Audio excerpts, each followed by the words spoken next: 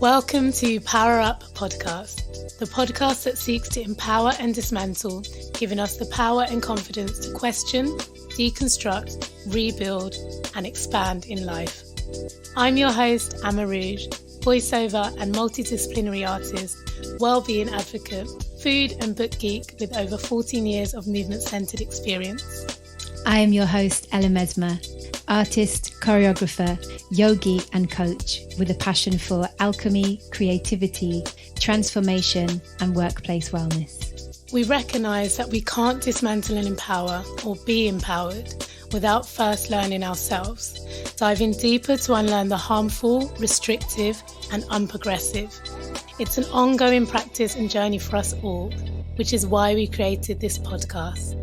Our show features guests doing the work to enlighten, deconstruct and power up in their own magical ways. We're going to be having conversations around the power of healing, transformation, well-being and creativity, and how they feed our personal and collective evolution, how they help us power up. It is jokes because I came to Mexico to visit my friend Mira, thinking that this was like me kind of going on a trip. I would be going to Mexico City, I'd be going to Guadalajara to visit our wonderful friend Manny. But then I was going to go to America and spend my birthday dancing in my favorite salsa club. And I got here to Tulum, which is kind of in the jungle, and basically stayed here and stayed here and stayed here. And like kept on rescheduling flights and, just kept on being like something, just not sure if I'm ready yet.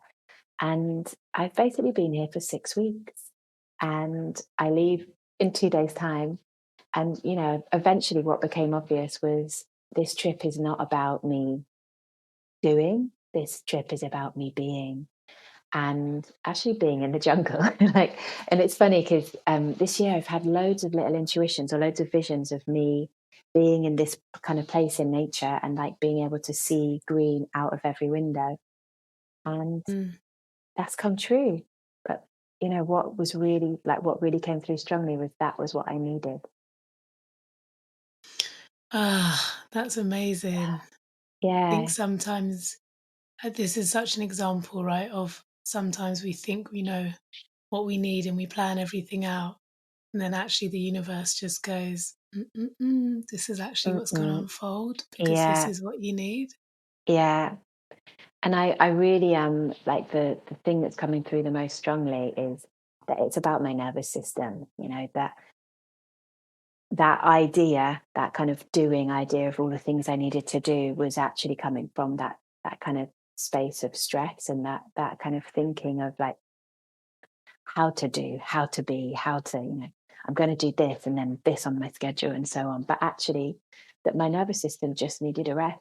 And that these different times where we're constantly being told like stay safe as the kind of the new way of saying goodbye to someone, that my nervous system was stressed and it just wanted to relax and be in a space where I could really be.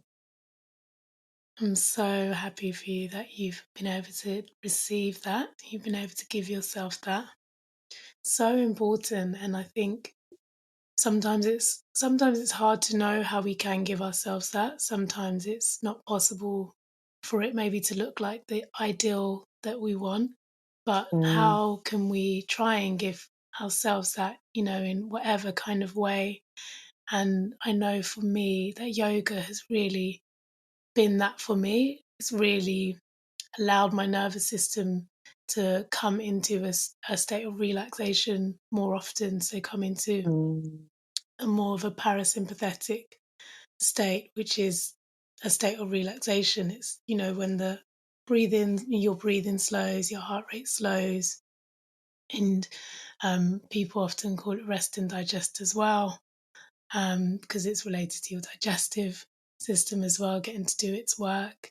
And then that's also where, healing can happen. And I think before I discovered yoga, my life was full of so much doing, and it still is full of a lot of doing, but in a different way. It was I was dance training before I started yoga, and it's what led me to finding yoga, because it was almost my solace and it was my yin to all of the yang that I was doing. Mm. You know, when I look back, I mean, I can't really remember a time when I wasn't doing. You know, obviously you go through school and education, and I had lots of hobbies, which were my choice, which I loved. And I went straight to uni after sixth form, and I also did lots of extracurricular things at uni.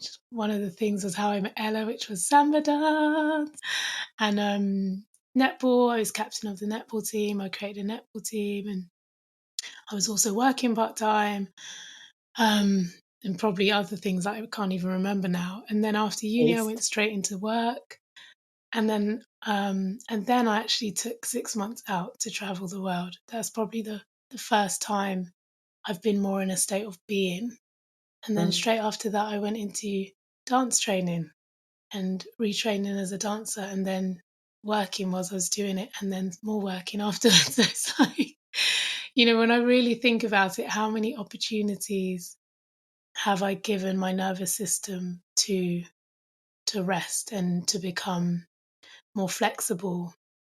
And I think it really jumped out at me when I started dance training, when I was in the middle of it, because it was very, very intense for me in many, many ways. And um, I really needed something to counteract all of that and bring me out of kind of fight or flight mode, which I think I was constantly in. And yoga really was that for me, and has been that for me, and is that for me. It really helps me feel like I can manage my lifestyle. It grounds me and anchors me a lot. And I really feel the difference when I don't start my day on my mat. I Yeah, really, I really feel uprooted and more in a space of fear and more in a space of stress throughout the day. totally. So, yeah. So for me, like, yoga is a massive part of working toward having a more flexible nervous system. And for me, Hmm. that means having a nervous system that is able to respond healthily to the situations I'm in. So it can move from, um, it can move from my parasympathetic being activated to my sympathetic part of my nervous system being activated when it needs to, but not when it doesn't need to. Mm. Not when there's not a real, threat or something like that. So Yeah. um, that's what I'm focusing on now and moving toward. Um, it's making me think. So, and I totally agree, by the way, yoga for me has been that rock. I think through university, through dance training, through so many kind of points in my life, through like working in companies, it's just, Mm, yeah, it's just such a beautiful, beautiful thing. And I'm so grateful that I feel like yoga chose me. I didn't really choose yoga. It just was like, yeah, we're going to be in your life. yeah, Thank you, yoga. exactly. Um, but when I did my like the start of my TRE training, which is trauma release exercise, I came across this kind of description that just really helped me to understand like what was going on in my body in a really delicious way. Which it's a little description. I think it's someone called Dan Siegel who came up with this demonstration. But when they kind of did it for me, it was like, that's what's going on. Which essentially, I'm going to demonstrate it here with my arm, my little armband on. So, what they say is that this is the brain stem. So, this is kind of coming into the center of the brain. And then in the center, you've got the amygdala. This is kind of like the part of the brain that's responsible for emotions and so on. And then over the top of that, you have the prefrontal cortex. And that essentially the prefrontal cortex is kind of the part of the brain that makes rational decisions and kind of makes sense of things. And that this is, almost like in terms of evolution, this is the part that's evolved last. And Mm, this is the part that makes us human, that makes us kind of really able to think about things with compassion, for example, but like make those very human decisions about things. And that essentially when we get stressed, what we do is we flip our lid. So it's like this lid comes off and we come into this kind of this much more emotional place, but that this emotional place is essentially the fight or flight space. So it's, in terms of evolution, when this would happen back in the day when we were running from the dinosaurs and the lions, which obviously it was all the time because we lived at the same time as the dinosaurs because they love dinosaurs. That what we would do is, maybe we were someone who would naturally go to kind of like fight mode, and you might see red, these expressions like see red or flip your lid, but then you would just get like that kind of energy, that rage that would just help you to be the best fighter. Or maybe you're someone who actually in this mode you would go into freeze. So animals, they've developed this epic technique. There's a video that I love to watch, actually that kind of demonstrates TRE really well, where you see this animal. It's an impala. If you put impala, I'll put the video in the show notes, but if you put impala tremors into the internet on YouTube, you will see this video where this impala, essentially it's kind of playing dead, but what the body is doing is the body is protecting us. It's like we disappear, and it's to make that kind of moment of death less painful for the animal. And so this impala plays dead, and I think it's a leopard in this particular video, gets distracted and so runs off. And essentially what happens is then after a while the impala wakes back up, and it literally, it's like that impala, it looks like it's not breathing, it's gone. But when it wakes up, it goes into this kind of state of tremoring, which, I mean, this is a separate thing, that the TRE and this effect of tremoring the body is a really wonderful technique to release trauma and to release the stresses that we every day pick up. And this is why I'm so interested in TRE as a technique, because I want to do the work to release those stresses that we experience every day so that I can come back to that state of homeliness and that state of relax. But the example that I'm giving of the freeze is that we as human beings, we're still doing some of these things. We might have forgotten how to go into tremors afterwards. And that's why TRE is so wonderful, because it helps us to remember how to release the stress, instead of being these bodies with loads of cortisol running through our systems, getting into that state of dis-ease and then essentially not doing anything to release those chemicals and those stress hormones that are pumping through our body. But so some of us go into freeze, some of us go into fight, some of us go into flight, so they get that run on and they get the hell out of here. And I just think it's been so helpful for me to understand, how do I react, what's my response, and also to be more compassionate of others. When other people flip their lid, what's their response? Yeah. And It's true, because I was listening to a podcast recently, all on polyvagal theory, and it was with Steve Porges, and he was talking about yeah, we love him, and he was talking about how one person might go into flight mode and might, like you said, get the hell on out of there, but someone else might go into a completely disassociated state and find themselves in this kind of immobilized state. And you might be thinking that they're not listening to you, or they're not taking what you're saying seriously, or they're not interested, or and actually it's their way of coping in that moment. And so it is really important. I'm one of those, by the way. There we go. Yeah, and it will mean I won't remember things. If I was in that state, people would be like, "Do you remember that time?" I'm like, "Nope, that is erased from my memory." Yeah, and it's a type of protection that your body is engaging with, and that's why you can't remember. Yeah, and it is sad, that I feel like it's a life work of unlearning all of these memories and releasing all of these things that have happened to us in our bodies. And if we go back to that dis-ease in the body, and like how important it is that we release this stuff so that we don't get ill and so that our body can heal. Because I think something that's so powerful about this work is that our body can't heal when it's in that state, that state of being. That, like, yes, I mean, we're much less able to connect and feel love for another being when we're in that state. Yeah. We're certainly less able to be creative. Yeah. when we're in that state. Yeah. But also we're not able to heal. Yeah. That is huge. It's massive. Yeah. It affects everything. I have you to thank as well for my discovery around where I think my nervous system is existing in a state of most of the time, and Oh, why.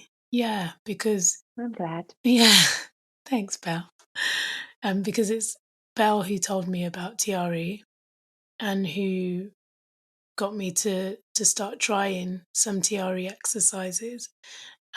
Because I shared with her my long road to discovery of recognizing that my nervous system is probably in a default mode of fight or flight most of the time, because that's how I entered the world. I entered the world prematurely, 3 months early. My journey earthside was stressful. My mum was in a state of stress. My delivery was stressful. I had to be pulled out of my mum, and then I was in an incubator for 3 months, disattached from my mum. And so through learning and reading and researching, those formative early months where your nervous system is being molded and shaped, and it's learning that when it needs to feel soothed, when it needs to come into a state of relaxation, um, it will receive that through your caregiver, through being cradled or through being hugged or through being spoken to or hearing their heartbeat with you against their body. I didn't have all of those kind of formative moments in the first 3 months of my life.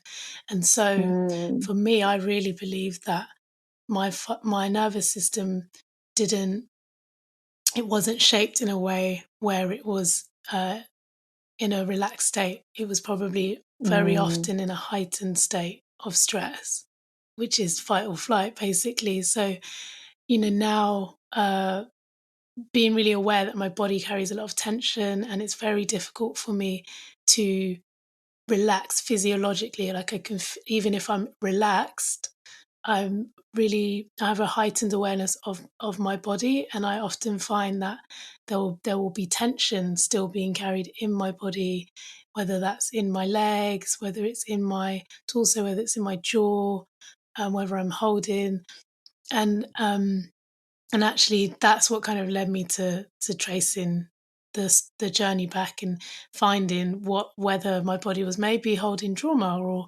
and it was Ella I'm that so glad. suggested that through TRE, and I was like, no, I don't think there is any trauma. And then when I'm laughing because for me it's like, wow, that was actually such a big traumatic experience for a person um, to have, and so Yeah. now it seems really obvious to me, like, well, that definitely is it. So yeah, and then that I'm got so me really glad you've geeky about realised. the nervous system. So thank you, and it's Yay. opening more up, and I'm really excited to learn more and do more TRE, and yeah, just dive deeper in to Yeah, try me and too. not undo, to try and to dive deeper in, to try and create a more flexible nervous system for Mm. myself. I have to big up the Wheel of Consent as well. I know I regularly come back to, but I think these, like, for me, it's, and it would be lovely to start to sort of talk about how do we tell our bodies that we are safe? How do we get out of that kind of state of stress? And for me, the Wheel of Consent, there was this one moment in my training where I was like, ah, like I just kept on making noise like, ah, ah. It was like, I'm relaxed. Wait, I don't know what this feeling is. Like, I Yeah. feel like, and I was like, I feel like I could just go to sleep right here in the middle of Manchester on this mat because I'm so chilled right now. And it was like, like, what is this feeling of Mm, being with other humans and feeling like I just want to sigh all the time? And I'm just like, ah. And I think these practices, because the Wheel of Consent is all about consent.